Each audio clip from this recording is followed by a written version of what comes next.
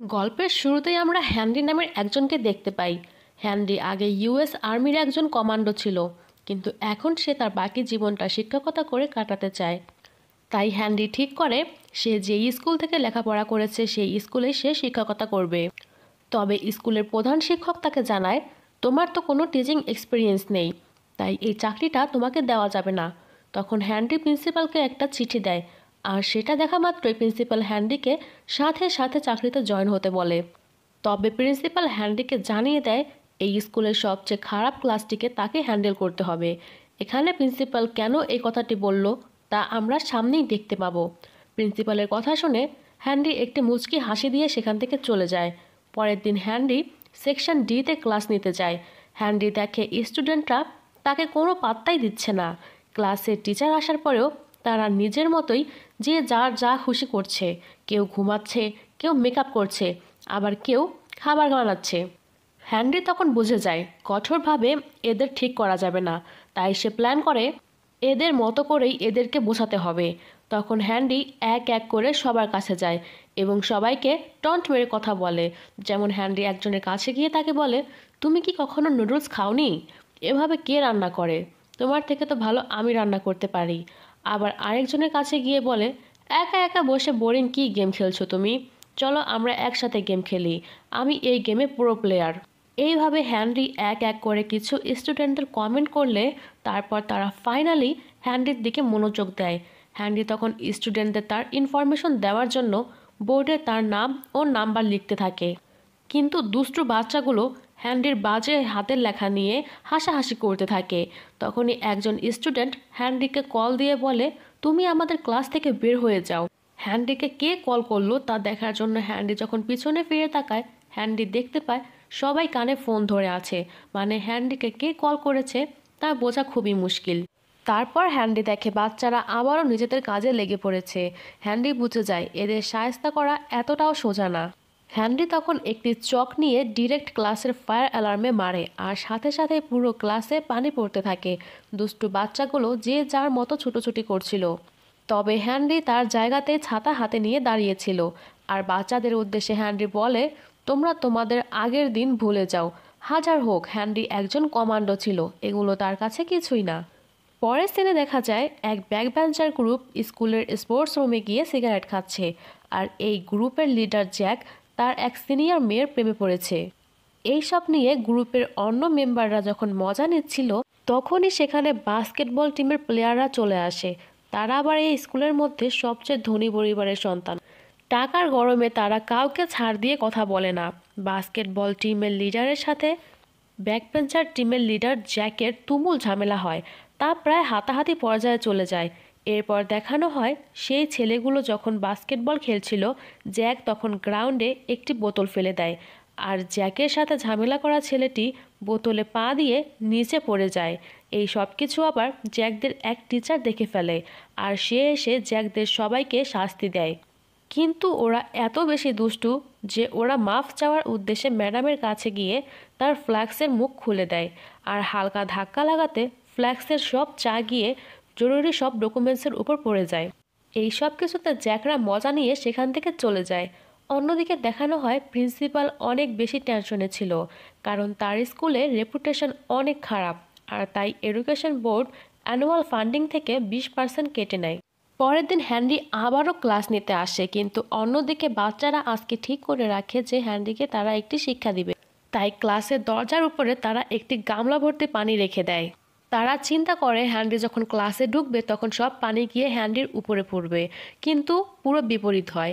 Henry যখন ক্লাসে ঢুকতে যায় তখন গামলাটি নিচে পড়ার সাথে সাথে হ্যানরি এমন জোরে এক ঘুষি মারে সেই গামলাটি গিয়ে ওই বাচ্চাগুলোর উপরেই পড়ে। এরপর হ্যানরি একটু ভাব নিয়ে বলে, এগুলো তো জাস্ট নর্মাল ব্যাপার, এগুলো তেমন কিছুই না। তখনই হ্যানরি ডিরেক্ট গিয়ে জ্যাকের সামনে বসে আর বলে, আমাকে একটি সিগারেট দিবে? সবাই তখন অনেক বেশি অবাক হয়ে যায় যে হ্যানরি কিভাবে জানলো জ্যাকের কাছে সিগারেট আছে। তখন জ্যাকও কিছু বলে না, তাকে একটি সিগারেট দিয়ে দেয়। আর হ্যানরি তখন সবাইকে উদ্দেশ্য করে বলতে থাকে, তোমাদের মধ্যে কেউ যদি বলতে পারো এই সিগারেটের মধ্যে থাকা 3টি উপকরণের নাম, তাহলে আজকে আমি তাকে আমার ক্লাস থেকে ছুটি দিয়ে দিব, মানে তার আজকে আমার ক্লাস করতে হবে না। তখনই হ্যানরিকে একজন স্টুডেন্ট বলে, হ্যাঁ আমি বলতে পারবো এই সিগারেটে থাকা 3টি উপকরণের নাম। আর তখন ছেলেটি সত্যি 3টি উপকরণের নাম বলে দেয়, আর হ্যানরিও তার কথা মতো ছেলেটিকে তার ক্লাস থেকে ছুটি দিয়ে দেয়। এই সব কিছু দেখে অন্য স্টুডেন্টরা তো অনেক বেশি অবাক হয়ে যায়, আর তারাও চায় যে আমরা এমন কিছু প্রশ্নের উত্তর দিয়ে এই ক্লাস থেকে ছুটি নিয়ে নিব। আর তাই এখন সব স্টুডেন্টরা হ্যানরির কথায় অনেক বেশি মনোযোগ দেয় যে যদি কোনো একটা প্রশ্নের উত্তর দিয়ে আমরাও এখান থেকে মুক্তি পেতে পারি কিনা। এরপর হ্যানরি এক এক করে সবাইকে সিগারেটের উপকারিতা বলতে বলে, আর হ্যানরি আরও বলে, তোমরা যদি আমাকে উপকারিতা বলতে না পারো তখন আমি তোমাদের সিগারেটের ক্ষতিকারক দিকগুলো বলবো। আর ক্লাস শেষ হলে সবাই আমাকে এসে যার যার কাছে থাকা সিগারেট জমা দিয়ে যাবে। এই ক্লাসের মধ্যে এটাই প্রথমবার ছিল যখন সবাই হ্যানরির কথা মনোযোগ দিয়ে শুনছিল। কথা মতো ক্লাস শেষে সবাই সিগারেট ফেরত দেয়, সেই সাথে জ্যাকের টিমের সবাইকেও তাদের কাছে থাকা সিগারেট ফেরত দিতে হয়।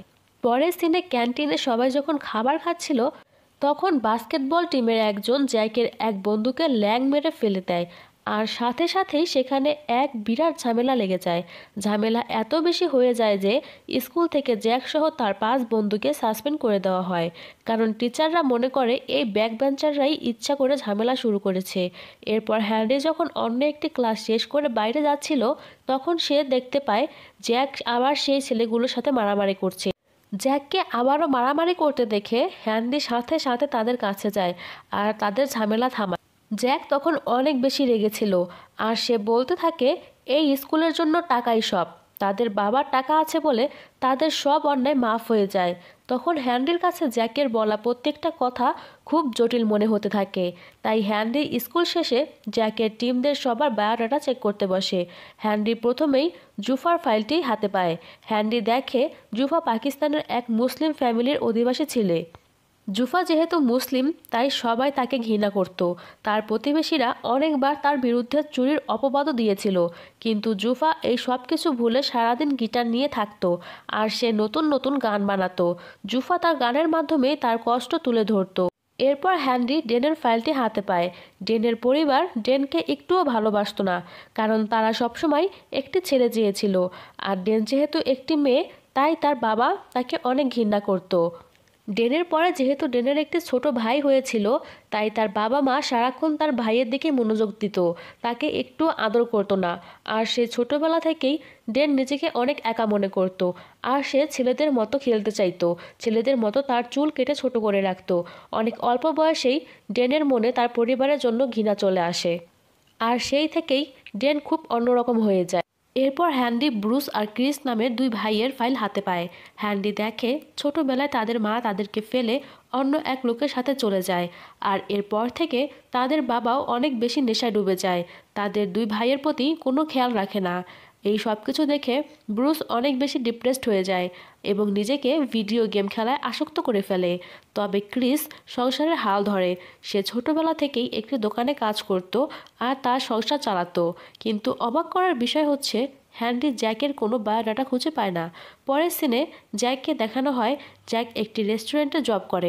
জ্যাকের রেস্টুরেন্টে সেই রাতে শহরের সব থেকে বড় জুয়ারি জিনিন আসে পার্টি করতে, আর তার কাছে ছিল একটি দামি স্বর্ণের লাইটার, যা দেখে জ্যাক তার লোভ সামলাতে পারে না, আর সে কায়দা করে সে লাইটারটি চুরি করে নেয়। প্রথমে তো জ্যাক ভাবে সে ধরা পড়বে না, সে বেঁচে গেছে, কিন্তু তখনই দেখা যায় জিনিন তার কাছে এসে বলে আমার লাইটারটি ফেরত দে। জ্যাক প্রথমে অস্বীকার করে সে লাইটারটি নেয়নি। জিনিনের লোক এসে তখন জ্যাককে ইচ্ছামতো মারতে থাকে, আর তখনই জ্যাকের কাছ থেকে তার মানিব্যাগটি পড়ে যায়। জিনিন তখন তার মানিব্যাগে তার স্টুডেন্ট কার্ড দেখতে পায় আর বলে এ তো বাচ্চা, থাক ভুল করে ফেলেছে, একে ছেড়ে দে। আর তারপর সে জ্যাককে কিছু টাকা দেয় আর বলে তুই চাইলে ফুড ডেলিভারি করার কাজ করতে পারিস। এরপরের সিনে দেখা যায় হ্যানরি যায় জুফার খোঁজে, আর সেখানে গিয়ে দেখতে পায় জুফা আর তার বাবাকে কিছু লোক ধাওয়া করছে আর বলছে এরা চুরি করেছে। তখনই হ্যানরি ব্যাপারটাকে সামলিয়ে নেয় আর সেখান থেকে জুফাকে নিয়ে চলে আসে একটি ব্রিজের উপরে। আসলে হ্যানরি তো জানে যে জুফা অনেক বেশি মিউজিক পছন্দ করে, তাই সে প্ল্যান করে ব্রিজের পাশে একটি মিউজিক টিমকে রেখেছে আর সেখানে তারা পারফর্ম করছিল। হ্যান্ডি কায়দা করে জুফাকে সেখানে নিয়ে যায় আর সে সবার সামনে জুফাকেও পারফরমেন্স করতে বলে। জুফা প্রথমে একটু অস্বস্তি বোধ করে, কিন্তু সেই সাথে হ্যান্ডিও যখন পারফরমেন্স করতে থাকে জুফা অনেক বেশি আত্মবিশ্বাসী হয়ে ওঠে আর সেও পারফরমেন্স করতে থাকে। এটাই জুফার লাইফে প্রথমবার ছিল এত মানুষের সামনে পারফরমেন্স করা। আর এরপর দেখা যায় জুফা জিনিসটাকে অনেক বেশি এনজয় করতে থাকে। হ্যান্ডি আসলে চাইছিল এদের 5 জনের মধ্যে আস্তে আস্তে করে মিশে যেতে। আর এর পরের সিনে দেখা যায় ক্রিস আর ব্রুসকে। এরা যখন রুমে বসেছিল তখন তাদের বাবা আসে আর বলে এখনই গিয়ে আমার জন্য মদ কিনে নিয়ে এসো। কিন্তু তারা 2 ভাই যখন অস্বীকার করে তাদের বাবা তখন সেই রাতেই তাদের 2 ভাইকে রুম থেকে বের করে দেয়। পরের দিন সকালে হ্যান্ডি যায় ক্রিস আর ব্রুসের বাবার কাছে আর তার কাছে গিয়ে হ্যান্ডি নিজের পরিচয় দিয়ে বলে আমি আসলে আপনাদের সম্বন্ধে সব কিছুই জানি আর আপনার উচিত এভাবে নেশায় ডুবে না থেকে আপনার ছেলেদের প্রতি আরও বেশি যত্নশীল হওয়া। আপনি যদি চান তাহলে নিজেকে রিহাব সেন্টারে ভর্তি করতে পারেন। এর ফলে আপনার আর আপনার সংসারের দুটোরই খুব ভালো হবে আমি মনে করি। হ্যান্ডির কথা শুনে ক্রিস আর ব্রুসের বাবা সিদ্ধান্ত নেয় সে এবার নিজেকে পরিবর্তন করে ফেলবে। এর পরের সিনে দেখা যায় ডেনকে তার বাবা কিছু মেকআপ এনে দিয়েছে আর বলে তুমি সবসময় এভাবে ছেলেদের মতো কেন থাকো, তুমি মেয়ে, তুমি একটু মেয়ের মতো হও। ড্যান তখন তার বাবার উপরে অনেক বেশি রেগে যায়। ড্যান তার বাবাকে বলে তুমি তো সবসময় ছেলেকে ভালোবাসো, আমাকে তো কখনো ভালোবাসো না, কারণ আমি মেয়ে, তাই আমি ছেলেদের মতো থাকি।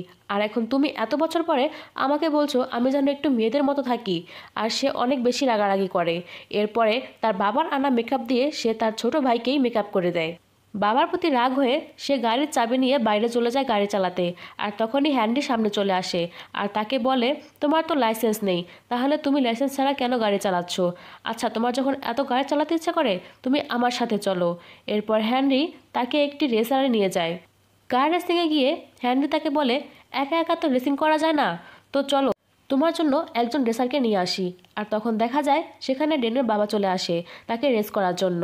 আর এরপরে তাদের দুজনের মধ্যে রেসিং শুরু হয়ে যায়। ড্যান তো তার বাবাকে দেখে একটুও খুশি হয় না। তারা দুজনে যে যাকে পারছিল যেভাবে পারছিল সেভাবে হারানোর চেষ্টা করে।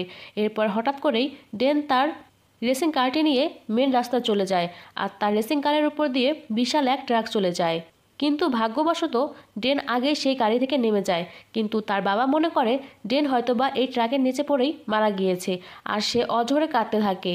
আর এই প্রথমবার ডেনের জন্য তার বাবার এমন কান্না দেখে ডেনও ভাবে যে না, তার বাবা তাকে আসলেই অনেক বেশি ভালোবাসে, কিন্তু কখনো তা প্রকাশ করেনি বা হয়তো ডেন দেখতেই চায়নি যে তার বাবা তাকে এতটা ভালোবাসে। এরপর ডেনও তার বাবাকে জড়িয়ে ধরে কান্না করে ফেলে আর হ্যান্ডি বাবা মেয়ের মধ্যে আবারও সেই ভালোবাসাকে ফিরিয়ে আনে। পরের সিনে দেখা যায় স্কুল থেকে স্টুডেন্টদের একটা প্রজেক্ট দেওয়া হয়েছে যে একজন নেশাখোর লোক রিহ্যাব সেন্টারে গিয়ে কিভাবে নিজেকে নেশা থেকে মুক্ত করেছে তার ইন্টারভিউ নেওয়ার জন্য। আর সেই ইন্টারভিউ নেওয়ার জন্য ব্রুস আর ক্রিসও যায়। তারা 2 ভাই তো সেখানে গিয়ে পুরোই অবাক হয়ে যায়। তারা যার ইন্টারভিউ নিতে এসেছে সে আর কেউ না, তাদেরই বাবা।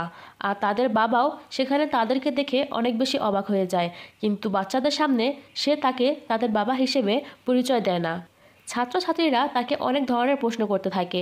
একজন তাকে জিজ্ঞেস করে আপনি কেন এত বছর আগে নেশাযুক্ত হয়েছিলেন? তখন ক্রিস আর ব্রুসের বাবা বলে আসলে আমি আমার স্ত্রীকে অনেক বেশি ভালোবাসতাম আর সে আমাকে একা ফেলে চলে গিয়েছিল। তার ভালোবাসায় আমি নিজেকে শেষ করে দিতে চেয়েছিলাম। আমি আমাদের সন্তানের কথা ভাবিনি। আমি ধীরে ধীরে অনেক বেশি নেশা আসক্ত হয়ে গিয়েছিলাম। তখন অন্য একজন জিজ্ঞেস করে তা হঠাৎ করে আপনি এভাবে নেশা থেকে মুক্ত হওয়ার কথা চিন্তা করলেন কিসের জন্য? তাদের বাবা তখন বলে আমি আমার ছেলেদেরকে অনেক ভালোবাসি আর আমি চাই তাদের খেয়াল রাখতে। এতদিন পরে আমি বুঝতে পেরেছি আমার ভুল, তাই আমি নিজে থেকে চেয়েছি নিজেকে শুধরানোর জন্য আর তাদের পাশে থাকার জন্য। এই কথাগুলো শুনে ক্রিস আর ব্রুসও অনেক বেশি ইমোশনাল হয়ে পড়ে আর তারা কান্না করে দেয়। পরের সিনে দেখা যায় এখন জ্যাক জিনিনের হয়ে কাজ করে। জিনিনের একটি রেসলিং রিং ছিল আর সেখানে অনেক প্লেয়াররা খেলতো আর খেলা দেখতে আসা লোকেরা তাদের ওপর বাজি ধরতো। আর সেই দিন একজন লোক বাজি ধরেছে জিনিনের এক প্লেয়ার যদি হেরে যায় তাহলে সে জিনিনকে অনেক টাকা দিবে। আর তাই জিনিন জ্যাকের কাছে এসে তাকে বলে একটি ড্রাগ দিয়ে এই ড্রাগটি তুমি সেই প্লেয়ারের পানিতে মিশিয়ে দিবে যাতে সে খুব তাড়াতাড়ি হেরে যায়। প্রথমে জ্যাক তো সেই কাজ করতে চাচ্ছিল না, কিন্তু জিনিন অনেক বলাতে আর তাকে বলে যে আমি তোমাকে অনেক টাকা দিব। আর তারপরে জ্যাক রাজি রাজি হয়ে যায়। কিন্তু জ্যাক তো জ্যাক, সে এইবারও ঠিকমতো কাজটি করতে পারে না। পানিতে ড্রাগ মেশাতে গেলে তখন জ্যাক ধরা পড়ে যায় আর তাকে সবাই মিলে অনেক বেশি মারে আর তারপরে একটি বক্সের মধ্যে বন্দি করে রাখে। জ্যাকের খোঁজে খোঁজে হ্যান্ডি সেই দিন সেইখানে চলে আসে আর এরপর তাদেরকে জিজ্ঞেস করতে থাকে এখানে কি কোনো স্টুডেন্ট এসেছে। তখন সেই প্লেয়াররা হ্যান্ডির সাথে অনেক বাজে ব্যবহার করে আর বলে এখানে কোনো স্টুডেন্ট আসেনি আর তুমি এখান থেকে চলে যাও। তখনই হ্যান্ডি ভিতর থেকে শুনতে পায় সেই বক্সের মধ্যে থেকে জ্যাক চিল্লাচ্ছে আমাকে বাঁচাও। আর এরপর হ্যান্ডি বলে এখানে একজন আছে, কিন্তু রেসলাররা তো তাকে কোনোভাবে ভিতরে ঢুকতে দেবে না, তাকে বাঁচাতে থাকে। কিন্তু তারা তো আর জানে না যে হ্যান্ডি কে। এরপর হ্যান্ডি তাদেরকে ইচ্ছা মতো মারে আর মেরে সেখান থেকে জ্যাককে নিয়ে ফিরে আসে। জ্যাককে নিয়ে যখন হ্যান্ডি একটি হসপিটালে যায় তখন সেখানে জিনিন সহ আরও অনেক পুলিশ চলে আসে। এরপর জেনিন জ্যাককে সব সত্যি বলতে মানা করে, কিন্তু এইবার জ্যাক তার কোনো কথাই শোনে না। সে সব সত্যি কথা পুলিশকে বলে দেয়। আর এরপর দেখানো হয় সব নিউজ চ্যানেলে তো হ্যান্ডি হিরো হয়ে গিয়েছে। সব টিভি চ্যানেলে শুধু তারই নিউজ চলছিল। আর তখনই সবাই জানতে পারে হ্যান্ডি একজন এক্স মিলিটারি অফিসার ছিল, যে কিনা তার একজন স্টুডেন্টকে বাঁচানোর জন্য একটি পুরো রেসলিং টিমকে ইচ্ছা মতো মেরেছে। আর সেই সাথে সাথে জিনিনের সেই রেসলিং রিংটিও বন্ধ হয়ে যায়। এই নিউজের পাশাপাশি হ্যান্ডি তো তখন পুরো স্কুলে ফেমাস হয়ে যায়। সব স্টুডেন্টরা তাকে অনেক বেশি সম্মান করতে থাকে আর সবাই তার কথা শুনতে থাকে। এরপর আমরা একটি ফ্ল্যাশব্যাকে দেখতে পাই হ্যান্ডির ছোটবেলার কাহিনী। হ্যান্ডি যখন ছোট ছিল তখন থেকে সে অনেক বেশি দুষ্টু ছিল। হ্যান্ডি ছোটবেলায় তার স্কুলের এক ফাংশনে একজন স্টুডেন্টের সাথে অনেক বেশি মারামারি করে আর মারামারি করার এক পর্যায়ে ছেলেটির হাতের উপরে বড় একটি মূর্তি পড়ে যায় আর সেই কারণে হ্যান্ডিকে স্কুল থেকে সাসপেন্ড করে দেওয়া হয়। হ্যান্ডির বাবা মা তার উপরে অনেক বেশি রেগে যায় আর তাকে অন্য দেশে পাঠিয়ে দেওয়ার সিদ্ধান্ত নেয়। হ্যান্ডি নিজে যেহেতু অনেক বেশি দুষ্ট ছিল ছোটবেলায়, তাই সে বুঝে বাচ্চাটা ছোটবেলায় দুষ্টমি করবে, কিন্তু তাদের শাস্তি দিয়ে নয়, তাদেরকে তাদের মতো করে বুঝাতে হবে। এরপর সিন বর্তমানে চলে আসে। স্কুলে আসার পরে হ্যান্ডি দেখতে পায় তার ক্লাসে এখন 100% অ্যাটেন্ডেন্স আর স্টুডেন্টরা তাকে অনেক বেশি সম্মান করে। সামনে যেহেতু বার্ষিক পরীক্ষা চলে এসেছে, তাই সব বাচ্চারা হ্যান্ডির কথা মতো পড়াশোনা করতে থাকে। কিন্তু আমরা দেখতে পাই ব্রুস তার পুরো বিপরীত ছিল, কারণ ব্রুস আস্তে আস্তে ফ্যামিলি প্রেশারের জন্য নেশায় ডুবে যায়, কিন্তু এ ব্যাপারটা কেউ কখনো বুঝতে পারেনি।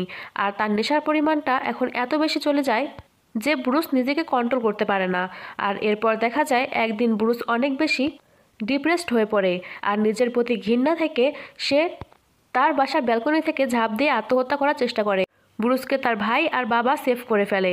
তারা তাকে হাসপাতালে নিয়ে আসে আর হাসপাতালে আনার পরে তারা সবাই জানতে পারে ব্রুস এখন কোমায় চলে গিয়েছে। আর এরপর কিছু সাংবাদিক হ্যান্ডির নামে বদনাম দেওয়ার জন্য বলতে থাকে ব্রুসকে হ্যান্ডি এত বেশি পড়ার প্রেশার দিয়েছে যে ব্রুস সহ্য করতে না পেরে সুইসাইড করার পরিকল্পনা করেছে। আর এরপর এই নিউজ প্রত্যেকটা চ্যানেলে চলতে থাকে। এই সব কিছু দেখে এডুকেশন বোর্ড থেকে হ্যান্ডিকে ডেকে পাঠানো হয় আর তাকে বলা হয় তোমার টিচিং লাইসেন্স আমরা বাদ করে দিলাম, তোমার আর টিচিং করা লাগবে না, তুমি কালকে থেকে আর স্কুলে যাবে না। এডুকেশন বোর্ডের কথা অনুযায়ী হ্যান্ডি তার চাকরিটি ছেড়ে দেয়, কিন্তু সব বাচ্চারা তো জানে হ্যান্ডি আসলে তাদের কোনো প্রেশার দেয়নি। আর তাই তারা সিদ্ধান্ত নেয় হ্যান্ডিকে নির্দোষ প্রমাণ করার জন্য তারা এইবার অনেক ভালো রেজাল্ট করবে আর তারা প্রমাণ করে দেবে হ্যান্ডি তাদেরকে কোনো প্রকার চাপ দেয় না। এরপর থেকে প্রত্যেকটি বাচ্চা তাদের সর্বোচ্চটা দিয়ে চেষ্টা করতে থাকে ভালো ফলাফল করার জন্য। আর পরীক্ষার আগের দিন রাতে তাদের কাছে একটি SMS আসে যে আমি তোমাদের সাথে দেখা করতে চাই। বাচ্চারা সবাই ভাবে হ্যান্ডি হয়তোবা তাদের সাথে দেখা করতে চায়, তাই সবাই মিলে পরীক্ষার দিন সকালে স্কুলে যায় হ্যান্ডির সাথে দেখা করতে। কিন্তু সেখানে যাওয়ার পরে তারা দেখতে পায় এটা আসলে জিনিনের চক্রান্ত ছিল। জিনিন তাদের সবাইকে স্কুলে বন্দি করে রাখে আর তারা বলে তোমরা পরীক্ষাও দিতে পারবে না আর হ্যান্ডিও কোনোভাবে এই স্কুলে আর ফিরে আসতে পারবে না। এরপরে দেখা যায় হ্যান্ডিও মনে মনে চাইছিল বাচ্চাদের সাথে একবার লাস্ট দেখা করার জন্য, আর তাই সে স্কুলে চলে আসে। আর এরপর হ্যান্ডি বুঝতে পারে এখানে বাচ্চাদেরকে কেউ আটকিয়ে রেখেছে। হ্যান্ডি ভিতরে গিয়ে দেখে এটা জিনিনের কাজ। আর এরপরে তো হ্যান্ডির সাথে জিনিনের অনেক বেশি মারামারি শুরু হয়ে যায়। আর এক পর্যায়ে হ্যান্ডি সব বাচ্চাদের মুক্ত করতে সক্ষম হয় আর বাচ্চারাও সেখান থেকে দ্রুত পরীক্ষার হলে চলে যায়। এরপর হ্যান্ডি পুরোপুরিভাবে জিনিনকে নিজের কবজায় নিয়ে আসে, আর সে জিনিনকে একটি ধারালো ছুরি দিয়ে মারতেই যাবে, তখনই সে থেমে যায় আর বলে, যা কিছু হয়েছে তার জন্য আমি মাফ চাই, আর তুমিও পারলে আমাকে মাফ করে দিও। এরপর সে সেখান থেকে চলে যায়। আর কিছুদিন পরে দেখা যায় বাচ্চাদের রেজাল্ট বের হয়েছে, আর বাচ্চারা অনেক বেশি ভালো রেজাল্ট করেছে, তাই তাদের স্কুল অনেক বছর পরে আবারও ফার্স্ট র্যাঙ্কে চলে এসেছে। রেজাল্ট দেখে প্রিন্সিপাল তো অনেক বেশি খুশি হয়ে যায়, আর এডুকেশন বোর্ড থেকে হ্যান্ডির কাছ থেকে যে লাইসেন্সটা নিয়েছিল সেটা আবার তাকে ফিরিয়ে দেওয়া হয়, আর তাদের স্কুলে এক্সট্রাভাবে 20% ফান্ড করা হয়। এই সব কিছু দেখে প্রিন্সিপাল অনেক বেশি খুশি হয়ে যায়। এরপর হ্যান্ডিকে প্রিন্সিপাল আবারও একটি নতুন উশৃঙ্খল ক্লাসের দায়িত্ব দেয়, আর সেখানে দেখা যায় হ্যান্ডি একইভাবে চক মেরে ক্লাসের ফায়ার অ্যালার্মটি বাজিয়ে দেয়, আর সে নিজে ছাতা হাতে দাঁড়িয়ে থাকে আর স্টুডেন্টদের বলতে থাকে, তোমরা আগে যা করেছো তা সব কিছু ভুলে যাও, আবার নতুন করে শুরু করো। আর এভাবেই আজকের এই সুন্দর মুভিটি শেষ হয়ে যায়।